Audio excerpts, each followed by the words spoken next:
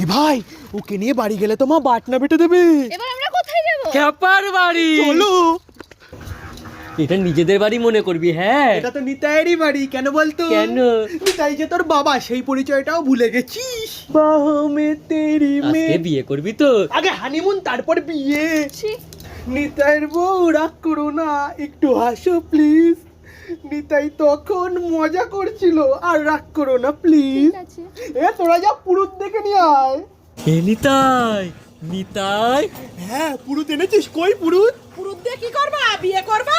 ওরে বাবা, তোকে আমি পুরুত আনতে বলেছি, তুই মা কালী ডেকে এনেছিস। আমি ডাকতে চাইনি, কাকি তোকে পাগলের মতন খুঁজে বেড়াচ্ছিল, আমি ভয়তে সব বলে দিয়েছি।